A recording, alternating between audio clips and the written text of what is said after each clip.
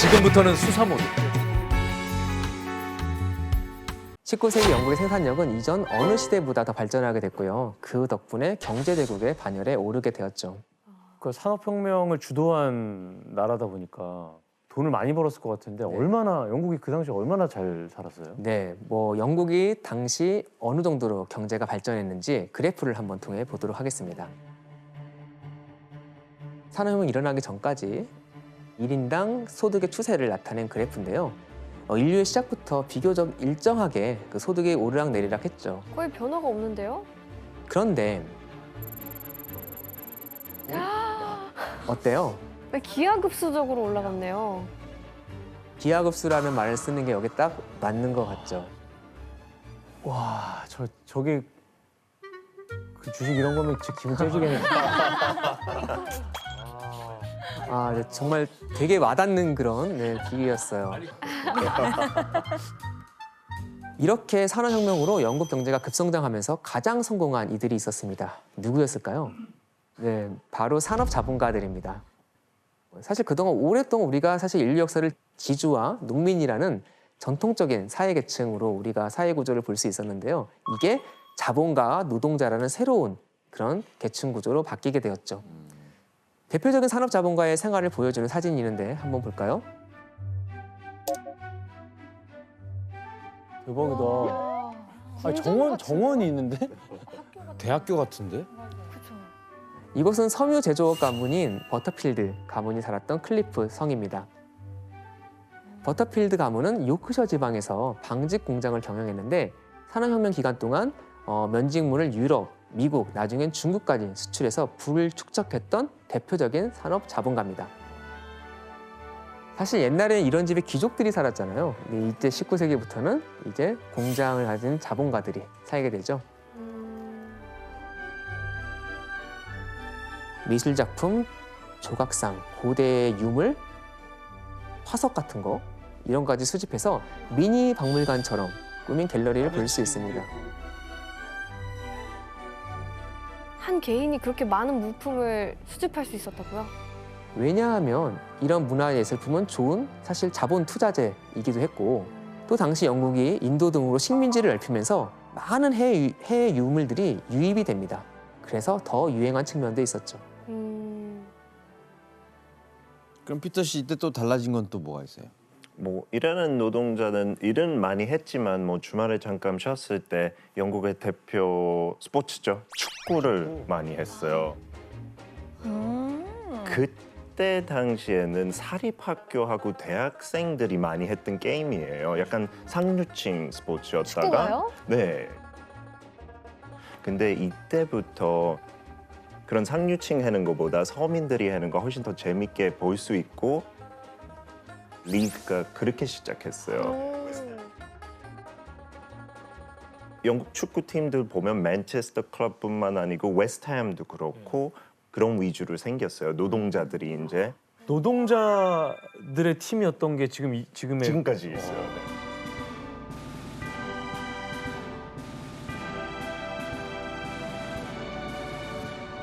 진짜 잘하는 아스널 같은 팀도 제가 아스널 팬 티가 나나요? 진짜 잘하는 팀.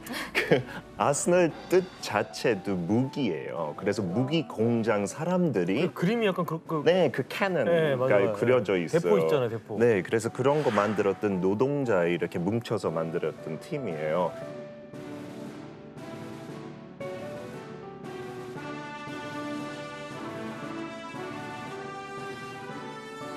그런 유래가 있구나. 사실 생각을 해보면 축구가 참 경제적인 그런 게임이잖아요. 공 하나 던져주면 22명이 좋다고 뛰어다니잖아요. 그래서 노동자들 입장에서는 하기 참 좋았던 그런 경기였죠. 확인했듯이 산업혁명을 기점으로 영국인들의 삶은 분명 이전보다 더 나아졌고 경제적으로 여유가 생겼고 소득과 소비가 증가하게 되었습니다. 이런 현상은 도시의 경제적, 문화적 발전으로 이어졌고 또 다른 변화가 생겨났습니다. 그중 하나가 은행이 급격하게 늘어난 거였죠. 각자 재산들이 생기니까 영국은 이미 금융업이 일찍이 발달한 나라였습니다. 1784년에 각 지방에 100개가 넘는 지역은행이 존재했다고 합니다. 1849년에 이르면 런던의 중심가죠. 하이드 파크에 백화점을 세웠습니다. 제일 부유한 사람들이 가는 그 백화점 영국에 네, 들어가면 진짜 박물관 같아요. 지금도 런던의 랜드마크로 유명한 해러즈 백화점이에요. 그리고 런던에는 세계 최초의 지하철이 개통되었죠. 이제 지하철이 생기는구나. 그대로예요 맞습니다. 지금요. 바로 지하철입니다. 진짜 그 터널 모양과 똑같이 돼 있어요. 저게 그대로예요? 네. 놀랍게도 정말 전철역 가면 그대로 있죠. 네. 런던의 인구가 1800년에 한 100만 명 정도였는데요. 한 100년이 흐르고 1900년에는 670만으로 폭증합니다. 와, 6배가 늘었구나. 그래서 기존의 마차, 길 이걸로는 이 수요를 따라잡을 수가 없는 거예요. 그러자 땅속으로 움직이는 교통수단까지 생각하게 되는데 그게 바로 지하철이었습니다. 그때 혁신적이었겠다. 네, 그렇죠. 와 그럼 지하철도 여기가 최초예요? 네, 그렇죠. 와 지하철 처음 만든. 비슷한 시기에 프랑스는 마차 외에 별다른 교통수단이 없었고요. 파리도 되게 큰 도시였잖아요. 네. 그런데 파리는 영국보다 40년 늦게 지하철이 생겼습니다. 이처럼 영국에 쓰인 런던은 산업혁명을 거치며 혁신적인 변화의 시기를 맞게 되었고 행정, 산업, 금융, 교통 등 서비스업의 중심지이자 세계적인 대도시로 거듭나게 되었습니다. 그때 당시 여왕 빅토리아하고 그 남편인 알버트 콩 그리고 발명가 헨리 콜 그 메인 인물들하고 다른 사람들이 이렇게 합쳐서 산업혁명을 보여주는 그 성과를 보여줄 수 있게끔 계획을 짰어요. Great Exhibition이라고 해요, 영어로. 그 만국 박람회.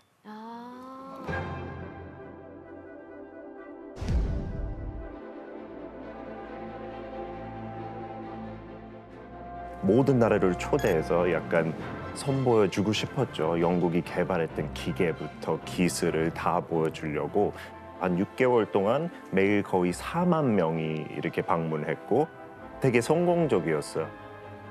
근데 규모가 진짜 어마어마하네요. 뭐 요즘 엑스포랑 크게 다를 게 없을 것 같아요. 만국박람회에는 영국과 영국 식민지 외에도 44개국이 참가했습니다. 그리고 13,000여 개의 산업 제품이 전시됐는데요. 그 중에 절반 이상이 영국 제품이었습니다. 특히 이 박람회에서 관광객들의 인기를 끈 게 있었는데 그것은 바로 박람회가 개최된 건물 수정궁이었습니다. 수정궁. 너무 큰 거 아니에요? 너무 커. 건물이 다 유리로 돼 있는 거죠? 네, 맞습니다. 런던에 세인트 폴 성당이라고 있어요. 아시죠? 되게 아주 큰 정말 거대한 그런 성당인데 그 세인트 폴 성당보다도 약 3배 정도 더 큰 그런 크기의 크리스탈 팔라스였고요.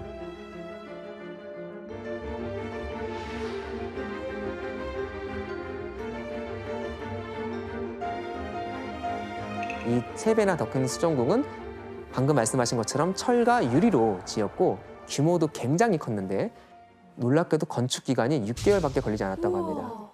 6개월 만에 이거를 약간 자랑이네요, 저건. 전 세계 사람들 오니까 이런 게 된다 우리. 자랑할 만하네요. 자, 그러면 여기서 정식 문제를 하나 내겠습니다. 영국이 만국 박람회에서 수정궁을 선보이자 경쟁 의식을 느낀 프랑스가 만든 것은 무엇이었을까요? 수정궁. 조금 더 부연 설명하자면 프랑스도 만국 박람회 열거든요. 거기서 무언가를 만듭니다. 정답. 네, 리디 씨, 향수? 향수? 향수. 아, 네, 향수가 물론 유명하고 뭐 참 끌리는 거긴 하나 오답입니다. 정답. 초점을요 철제에 맞춰 보시고 여러분 사실 이거 다 알아요. 아, 이게 정답. 문제. 네, 피터 씨. 그 철 덩어리 있잖아요, 파리에. 그 에펠탑. 에펠탑? 그거 아닐까요? 피터 씨 정답입니다. 아 에펠탑을 그냥 만들어 버렸어. 사실 이게 꼭 그렇다 뭐 이렇게 단정적으로 얘기할 수는 없지만 영국 런던의 만국 박람회가 경쟁국인 프랑스의 그런 시기심, 경쟁심을 자극한 건 분명했죠. 그래서 당시 프랑스 정부는 토목 기술자 귀스타프 에펠에게 파리에서 열리는 박람회에 걸맞는 건축물을 지어달라고 부탁을 합니다. 에펠은 영국을 따라잡아야겠다는 그 프랑스 여론을 좀 의식하고 다양한 건축물에 철제 골조를 시도하는 끝에 프랑스 혁명 100주년을 기념했던 1889년 박람회에서 드디어 자신의 이름을 딴 에펠탑을 전시하게 됩니다.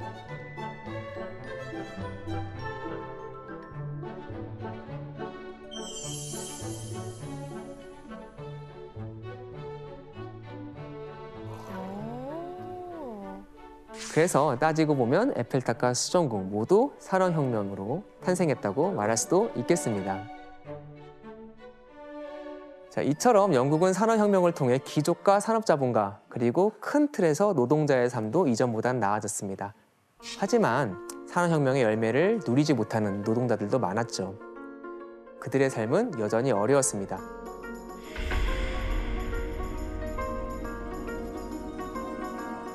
당시 노동자들의 처지를 잘 보여주는 그림이 하나 있는데 같이 한번 보실까요? 어떤 상황을 그린 것 같으세요?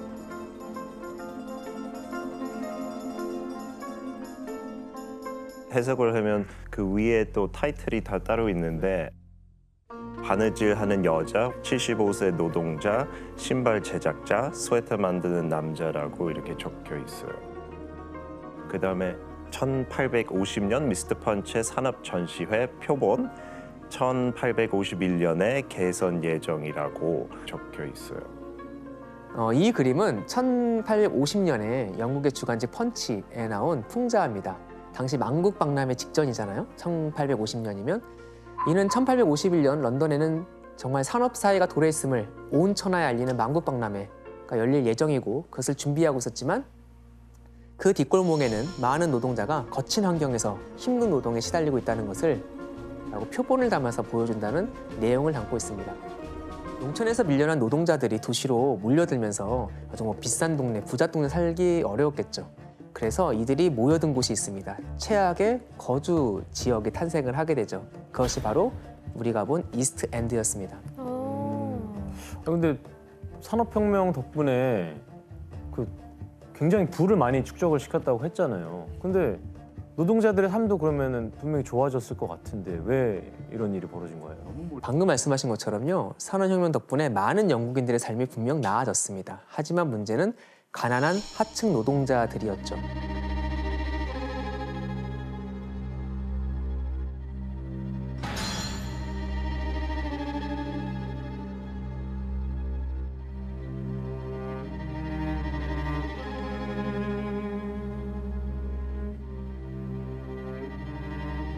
특정 기술이 있는 노동자들은 숙련 노동자라고 하는데 상대적으로 괜찮게 살았습니다. 여가도 즐길 수 있었고요. 하지만 단순 노동밖에 못하는 사람들 있잖아요.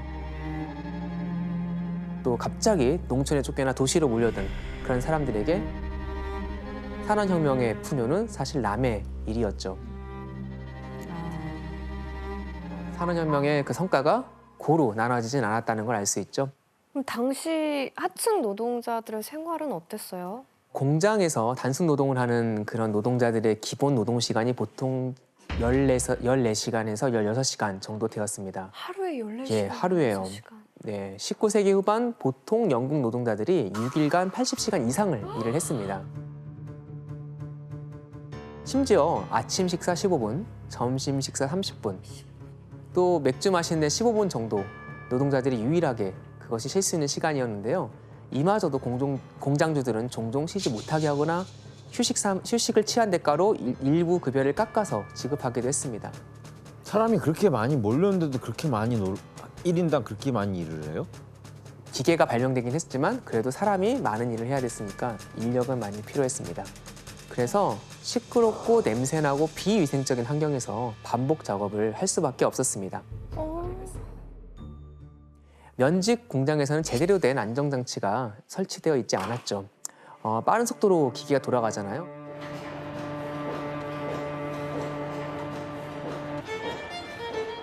여기 손이 끼거나 또 여성 노동자들은 머리카락이 끼거나 또 옷자락이 말려들거나 해서 뭐 다치거나 평생 불구가 되게 됐고 또 면 가루가 많이 나요. 이것 때문에 기관지에도 안 좋고. 맞습니다. 폐질환 달고 사는 사람도 아주 많았습니다. 목숨을 잃는 경우도 꽤 많이 있었습니다. 아, 노동자들의 삶이 더욱 비참했던 건 일을 못하는 상황이 되면 보상도 받지 못하고 하루아침에 쫓겨나고 그 자리는 다른 노동자로 대체되곤 했던 것이죠. 사람이 이제 기계 부품 같은 존재로 소모되기 시작했다라는 것을 우리가 볼 수 있습니다. 아니 그럼 저렇게 힘들게 노동을 했잖아요. 그럼 임금은 좀 제대로 줬을까요? 줘야지. 원래 저렇게 몸으로 뛰는 걸 더 쳐줘야 되는데. 그래야 되죠. 그러나 안타깝게도 당시는 그러지 못했습니다. 1860년대 중반에요. 잉글랜드의 일반 노동자가 평균 3실링 9페니, 석공이나 목수는 조금 더 기술이 있잖아요. 6실링 6페니, 그리고 엔지니어는 7실링 6페니. 현재 가치로 35,000원 정도를 벌었습니다. 이게 이제 당시에 잉글랜드에서 일반 점원들이 일주일에 집 렌트하는데 한 6실링 정도 쓰고 식비로 7실링 정도를 소비했다고 하니까 사실 먹고 살기에는 아주 턱없이 부족했던 그런 임금이었던 것이죠. 아, 너무 빠듯하네요. 자, 그렇다면 임금이 이렇게 낮았던 이유는 무엇이었을까? 대체 가능했고 스킬 필요 없었으니까. 맞아요. 18세기 말 이후 영국 인구가 지속적으로 증가를 합니다. 그리고 노동력이 아주 많아졌죠. 그리고 먹고 살기 힘들어서 도시에 노동자들이 대거 모여든 상황이니까 도시에서는 임금이 낮아도 일할 사람은 넘쳐나고 있었습니다. 그래서 자본가들은 원하는 만큼 임금을 낮추고 그만큼 이익을 챙길 수가 있었습니다. 이렇게 공장주 같은 사람들이 배를 불리는 동안 하층 노동자들은 적은 임금을 채우기 위해서 더 많이 일을 해야 했죠. 작업 시간을 더 엄수해야 됐고 휴식 시간도 점점 줄어들었습니다. 이렇게 노동 시간을 엄수하게 되면서요. 이제 영국 산업혁명 시기에 대도시에서 유행했던 서비스가 등장을 합니다. 자, 여기서 문제를 내겠습니다. 노동자들은 노동 시간을 채우기 위해 아침 일찍 일어나야 했습니다. 공장에 지각하지 않기 위해 사용한 방법은 무엇이었을까요? 정답. 너무 빨리 정답이 나와서. 네, 기현 씨. 지각을 하지 않기 위해서는 네. 그냥 공장에서 자는 거죠. 오, 저도 그 생각했어요. 진짜. 맞아. 그러면 공장주가 그렇게 못하게 하지 않나? 아주 그럴듯한데 오답입니다. 정답. 여기서 이제 또 다른 발명이 탄생하는 거죠. 알람. 알람. 지현 씨 거의 비슷한데 알람이 있긴 있었습니다. 오답입니다. 아 원래 있었어요? 생긴 거죠. 정답. 네, 혜성 씨. 집집마다 이렇게 문을 두들기면서 깨우러 오는 사람이 있었어요. 네, 혜성 씨 정답입니다. 그럼 그 사람은 하루 종일 사람들 깨우고 다니는 거예요? 하루 종일 아니고 새벽에 주로 깨우겠죠. 그러니까 인간 모닝콜이 있었던 거죠. 아, 인간 모닝콜. 산업혁명 때 힘들게 일하니까 사실 아침에 일어나는 게 쉽지 않잖아요. 그렇죠. 그래서 인간 알람 시계, 일명 노커 어퍼를 고용하는데 어떤 사람들이었는지 영상을 통해 한번 보도록 하겠습니다. 영상이 있어요? 로커 어퍼는 새벽 3시부터 사람을 깨우기 위해서 마을을 돌아다녔습니다. 막대기를. 창문을 두들기는 건가? 위층 창문을 두드리는 경우도 있으니까 여기에 닿기 위해서 장대를 사용하거나 또 딸랑이를 울리는 그런 일도 했습니다.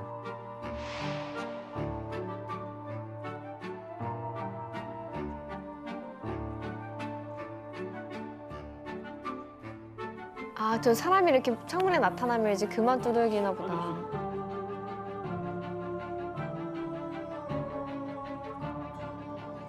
와, 저런 직업이 있었구나. 너무 신기하다. 당시에 기계식 알람 시계가 있었습니다. 그런데 상당히 비쌌어요. 비싸서. 그리고 또 고장도 잘 났습니다. 사실 옛날 영화 보면 맨날 시계 맞추는 그런 장면도 나와요. 그렇죠? 그렇게 일해서 일주일에 6펜스, 우리 돈으로 한 2,000원 정도 해당되는 돈을 벌었는데요. 이렇게 하면 적잖아요? 그런데 노커어퍼 한 명당 최대 100명 정도의 고객이 있었습니다. 꽤 생각보다 좀 유망 직종이었죠. 그래서 20세기 이후까지도 꽤 오랫동안 존재했었는데 성능 좋은 알람 시계가 널리 사용되면서 이 직업도 이제 사라지게 되었습니다. 네, 공장이 등장하고 기계가 생산의 중심이 되면서 노동자는 하나의 부품처럼 생각되어서 노동 착취가 심해졌습니다. 19세기에 영국 하원이 공장 관련된 법규를 많이 통과시키려고 해요. 그 과정에서 여러 번 노동 실태를 조사했기 때문에 이런 비참한 상황이 기록으로 남아 있습니다. 그 중에서 특히 문제가 된 건 아주 어린 아이들까지 일을 해야 했다는 겁니다.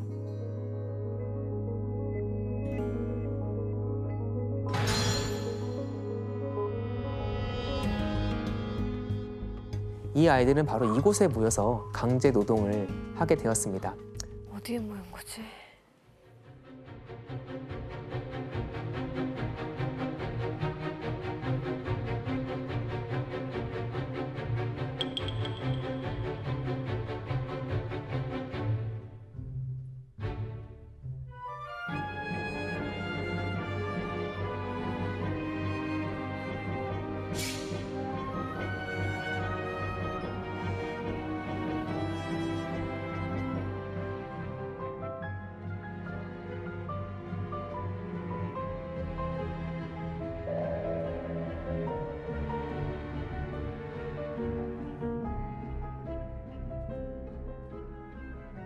너무 짠해요, 진짜. 좀 안 됐네 진짜 어린 나이에.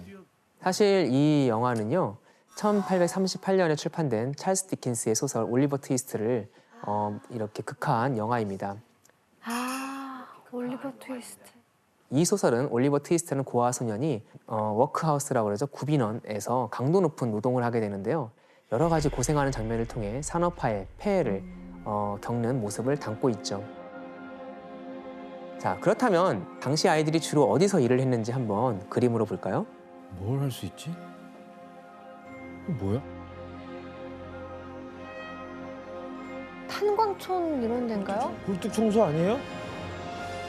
네, 이 그림은 아이들이 굴뚝을 청소하는 그런 모습을 묘사한 겁니다. 그림처럼 아이들은 좁디 좁은 이 굴뚝을 오내리며 검댕들을 다 이렇게 떼어내고 가루를 또 쓸어서 밖으로 끄집어내면서 청소를 했습니다. 그런데 정말 문제는 이 좁은 곳에 껴서 빠져나오지 못하는 경우도 있었다는 걸 볼 수 있습니다. 어떡해. 또 이제 순환이 잘 안 돼요, 굴뚝이. 그래서 공기가 통하지 않아서 질식해 목숨을 잃기도 했다는 겁니다. 그래서 이렇게 소중한 어린아이들이 목숨을 잃는 일이 아주 많았습니다. 그런데 당시 기록을 보면 연통의 크기가 23cm, 35cm 정도의 너비밖에 안 됐어요. 아, 엄청 좁았구나. 그러니까 성인이 들어갈 수가 없었죠. 즉 아이들이 청소를 할 수밖에 없었습니다. 그때 당시에 고용한 그 고용주가 굴뚝 오르는 훈련을 많이 시켜야 되잖아요. 트레이닝 같은 거. 그것도 너무 약간 잔인하게 했어요. 굴뚝 밑에 뾰족한 것들을 놔서 못 내려오게끔 그냥 올라가야 되는 거. 또 그 집단을 깔고 불을 붙어서 안 뜨겁게 느끼려면 빨리 올라가라. 이런 식으로 그런 식으로 훈련을. 트레이닝 했다고요? 네, 근데 또 아이들이니까 크게 저항을 못 하잖아요. 그래서 오히려 작은 성인보다 아이들을 더 많이 고용했어요. 그 이유 때문에. 예.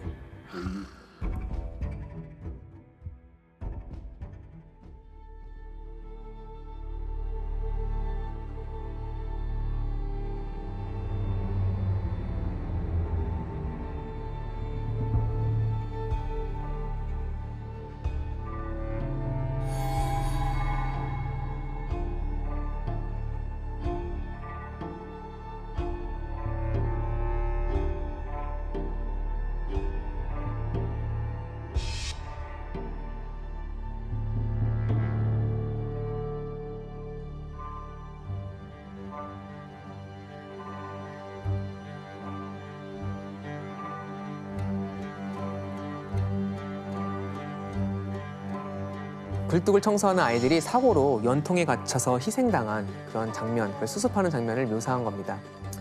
오른쪽 남자가 굴뚝을 허물기 위해서 곡괭이를 들고 있고 한 남자는 아이의 발을 잡고 이렇게 끄집어내고 있죠. 그리고 또 이제 왼쪽을 보면 안타깝게도 이미 한 아이는 질식해서 죽었는데 당시에는 이런 일이 아주 비일비재했습니다. 아이고. 게다가 굴뚝에서 나오는 발암 물질 때문에 폐암이나 또 여러 가지 폐병 같은 거에 걸려서 고생하는 아이들도 많았죠. 심지어 부모가 자기 아이를 굴뚝 청소부에게 팔아넘기는 안타까운 상황이 참 많이 일어났습니다. 당시 굴뚝 청소만큼이나 아동 노동의 실태를 엿볼 수 있는 일이 있습니다. 유명한 동화에도 소개가 됐는데요. 이 이야기의 숨은 이면에 대해서 잘 모르는 사람이 많은 것 같습니다. 먼저 그림을 한번 보도록 하겠습니다. 성냥팔이 소녀? 네, 맞습니다. 이 그림은 아동 노동이 한참 심각했던 1845년에 출판된 안데르센의 동화 성냥팔이 소녀입니다. 내용은 다 아시죠? 성냥을 팔지 못하면 집에 돌아갈 수도 없는 굶주린 소녀가 꽁꽁 언손을 녹이기 위해서 성냥을 긋다가 죽음을 맞이하게 되는 그런 내용이죠.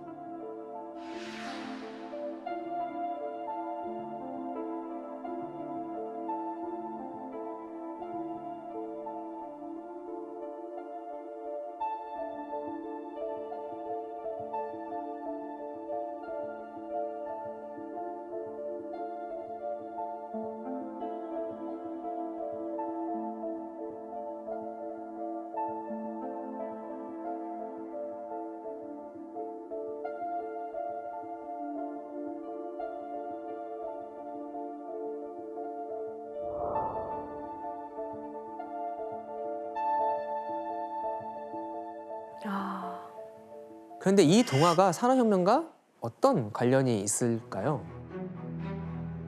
자, 이 동화를 잘 보면 소녀가 성냥불을 밝혀 추위를 이기려고 하잖아요.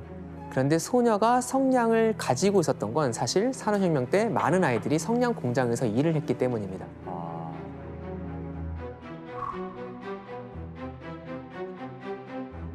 이 성냥 공장에서 무슨 일들을 한 거예요?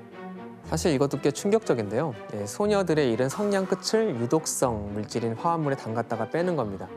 성냥 보면 사실 촘촘하잖아요. 그러니까 이 손이 조그만 애들이 필요했던 거예요.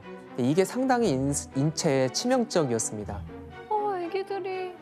그래서 성냥 공장에서 오래 일을 하면요, 이가 노랗게 변하거나 탈모가 일어나거나 인 중독 괴사라고 인의 독성으로 턱뼈가 변형되는 일도 있었습니다. 그리고 공장 관리인들은 전조 증상으로 얼굴이 좀 새까맣게 변하는 그런 증상이 나타나는 소녀들은 바로 해고했습니다. 왜냐하면 이렇게 죽을 수 있다는 것을 다른 아이들이 알지 못하게 은폐하거나 또 책임을 면하고자 했던 것이죠. 사실 성냥팔이 소녀는 급속한 산업화 흐름에서 공장에서 일을 하다가 병을 얻어 쫓겨난 후 먹을 것을 얻기 위해서 거리를 헤맸던 어린 노동자들의 아픔이 녹아있는 이야기라는 해석도 있습니다. 아, 너무 슬픈 동화다. 제가 알고 있는 것은 4살에서 6살 소녀들이 성냥 공장에서 일했다고 들었거든요. 4살이 어떻게 일을 해요, 근데? 우리 조카들이 4살인데 걔네가 어떻게 일을 하지? 상상이 안 가는데. 새벽 6시에 출근해서 밤에 10시까지 일했으니까 뭐 총 하루에 16시간 정도 일했고 거기에다가 보통 쉬는 시간 하루에 2번씩 아주 짧게만 주셨거든요. 근데 그 외에는 뭐 이렇게 이야기하거나 바닥에 앉아서 수다 떨거나 이러면 안 되는 규칙이 있었어요. 아니 근데 한창 막 뛰어놀아야 될 어린 아이들까지 일을 해야 됐던 이유가 뭐 집안이 너무 가난해서 그런 건가요? 그쵸. 근본적인 이유는 노동자들의 임금이 상당히 적었고 계속 하락했잖아요. 부모가 버는 돈만으로 생계를 책임지기 어려웠고 아이들의 임금 수준이 어른들의 10에서 20% 정도밖에 되지 않았기 때문에 공장주들은 이를 악용해서 더 많은 아이들을 채용하려고 했습니다. 당시 미성년 아이들이 고용에서 차지하는 비중이 꽤 높았습니다. 탄광업이 한 22%, 그리고 면직물 공업이 35% 정도에 이르렀다고 합니다. 그러나 이런 비인간적 노동 행태를 규제하는 법적 장치는 미비해 있었습니다. 즉, 노동자들의 빈곤, 일부 자본가들의 욕심, 당국의 무관심 속에 사회의 가장 약자인 어린아이들이 희생되고 있었던 것이죠. 도시로 몰리는 아이들과 단순 노동자들이 늘어나면서 노동 환경은 더 열악해졌는데 그렇다면 그들의 일상생활은 어땠을까요?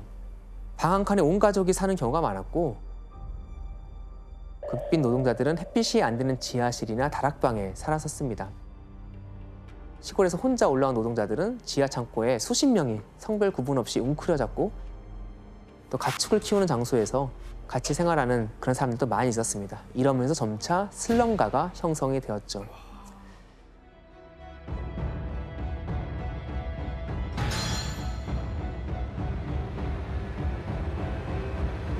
슬럼가 건물은 겨울이면 물을 공급하는 파이프가 얼어붙을 정도로 상당히 열악했습니다. 그 때문에 당시 런던 노동자들은요, 겨울 동안 자기 집에서 얼어 죽기도 했습니다. 집에서 19세기 중반 노동자들의 거주 지역에 대한 그런 위생 상태 기록이 있는데요. 규현 씨가 한번 읽어주실까요? 온갖 쓰레기와 오물이 길 위에 그대로 버려져 썩어 있으며 웅덩이에 고인 물이 그대로 방치되어 있다. 집들이 다닥다닥 붙어 있는 환경은 전염병이 돌면 주민 전체 건강을 위협한다. 아플 수밖에 없는 환경이네요. 네, 맞습니다. 이게 하더스필드 공장 근처 거주 환경을 조사한 하원위원회의 보고서 내용인데요. 조사관은 열악한 위생 상태가 전염병을 일으키는 주범임을 경고했고요. 실제로 빈민가의 전염병은 아주 흔한 일이었습니다. 1880년대 슬럼가를 대상으로 새로운 사업이 유행했는데요. 상류층들이 취미로 즐겼던 이것은 무엇이었을까요? 정답. 네, 규현 씨. 상류층 사람들은 이렇게 좀 빈민가 사람들이 아둥바둥 사는 걸 막 보고 싶어서 할 것 같아요. 그래서 싸움을 붙여서 이기는 사람한테 상금을 주고. 솔직히 전반부에는 조금 가능성이 있었거든요. 근데 후반부가 좀 틀려서 오답입니다. 엄마 뭐라 그랬냐? 몰라요?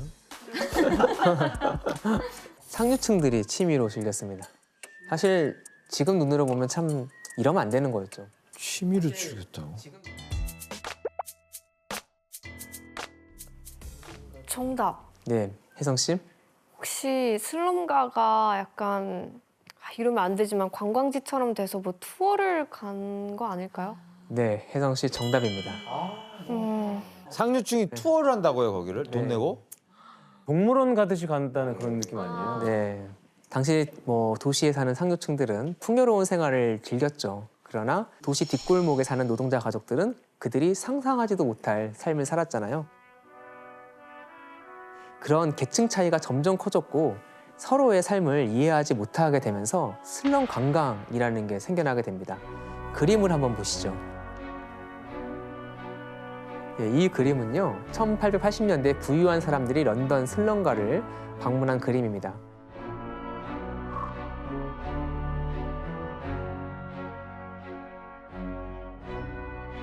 또 얼마나 꼴보기 싫을까? 구경하는 거죠, 이렇게? 상류층을 상대로 슬럼가 관광은 큰 사업이 돼서 꽤 유행을 했습니다. 이들은 커다란 버스를 빌려서 이스트엔드를 방문했기 때문에 슬럼인 버스, 즉 슬럼 관광버스라고 이 사업이 불리기도 했습니다. 이렇게 상류층들은 한 번도 본 적이 없는 빈곤과 궁핍을 여기서 발견하게 되었죠. 일부는 호기심과 오락의 목적으로, 또 다른 일부는 자선행위를 하려고 슬럼가를 방문했었습니다. 이는 도시 발달의 어두운 측면, 즉 양계층이 서로를 소외시키고 괴리된 삶을 살았던 산업혁명 당시의 사회의 갈등을 여실히 보여주고 있는 사례라고 할 수 있습니다. 슬럼가 환경이 이렇게 열악하다 보니까 상대적으로 약자인 어린아이들과 여성들은 더욱 위험에 노출됐습니다. 18세기 중반에 런던의 매춘부 수가 약 8만 명 정도 됐다고 합니다. 이스트엔드 같은 빈민가에는 12세 이하의 소녀들이 매춘도 했죠. 이들은 폭력적인 포조들에 의해서 강제로 거리에서 일을 하게 됐고요.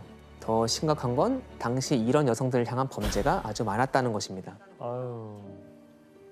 아마 들었을 것 같아요. 잭 더 리퍼. 잭 더 리퍼. 그렇죠. 뮤지컬도 있고 뭐 영화, 드라마, 네 그런 것도 있는데 그때 당시에 범죄 모티프를 한 거예요. 진짜 있었던 사람이에요. 잭 더 리퍼라고 해서.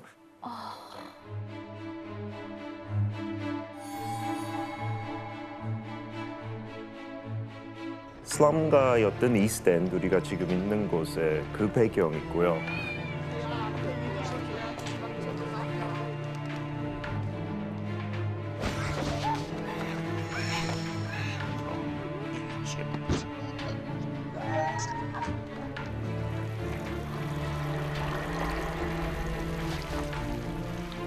그 거리에서 매춘부가 칼로 그렇게 난도질 당했는데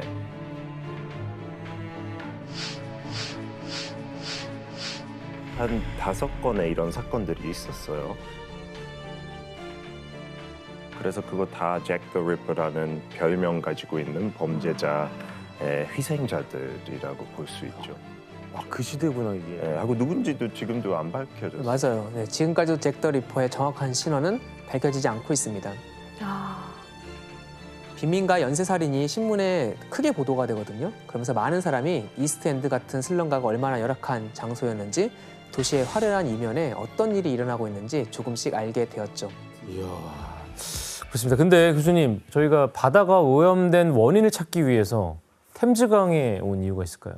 네, 템즈강은 오랫동안 이제 연어를 비롯해서 뭐 송어, 농어 등등 여러 물고기들이 잡힐 만큼 어종이 풍부하고 깨끗한 그런 강이었죠. 그런데 이제 18세기가 되면 산업혁명이 시작되면서 런던에 이제 공장이 많이 생기고 인구가 또 많이 늘어나고 그러면서 템즈강의 모습이 급격하게 변화하기 시작합니다.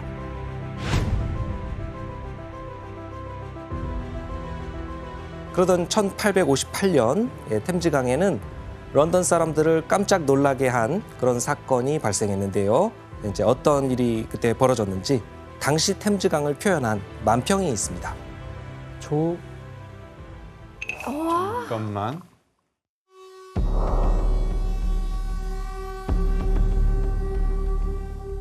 해골이. 사신인가요? 야 밑에 보면 약간 거북이 같은 건가?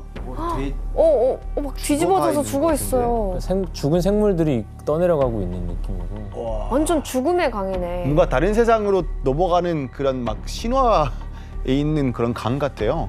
죽음의 강이죠 뭐. 생명의 흔적이 아예 없어.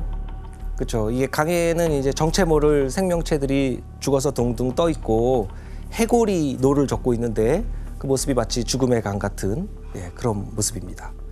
그 당시 템즈강은 인간이나 물고기가 아예 살 수 없을 정도로 오염이 아주 심각했고요. 가장 문제가 됐던 거는 이 참을 수 없는 그 악취였습니다.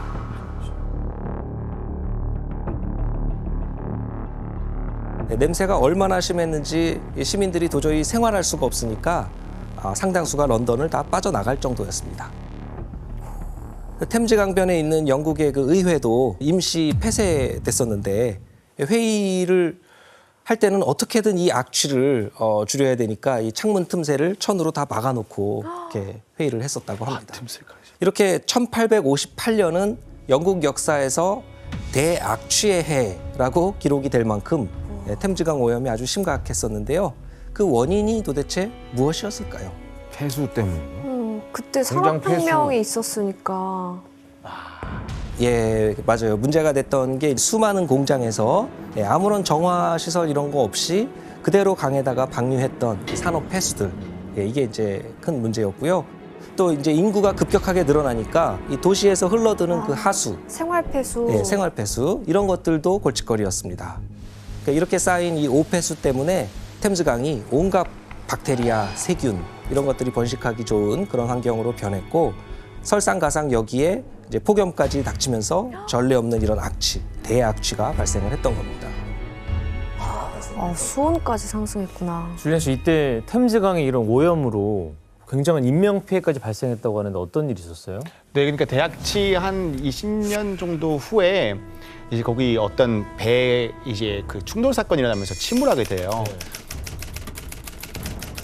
그런데 그때는 한 승객 800명 중에 600명 정도 사망했는데 아니 먼 바다도 아니고 가까운 강에서 이렇게 많은 사망자 수 일어나는 게 도대체 원인이 뭘까라고 좀 이해하잖아요. 뭐야? 근데 그게 바로 이 배수를 들여 마셨기 때문이라고 하더라고요. 그러니까 살아남아서 이제 결과적으로 다시 땅에 들어갔는데도 병 걸려가지고 죽게 됐었던 거죠. 그래서 그때 대책 제대로 많이 안 했기 때문에 생겼던 큰 피해라고 볼 수도 있죠. 교수님, 그럼 이 템즈강에서 이렇게 오염이 바다까지 그럼 영향을 끼치게 되는 거예요? 그렇게까지 간 건가? 네, 맞습니다. 강물이 흘러서 도착하는 곳이 바로 바다지 않습니까? 템즈강의 강물 역시 영국과 유럽 사이에 위치한 북해 바다로 다 흘러들었습니다. 그러면서 바다도 이 북해 바다도 심각하게 오염되기가 시작했죠.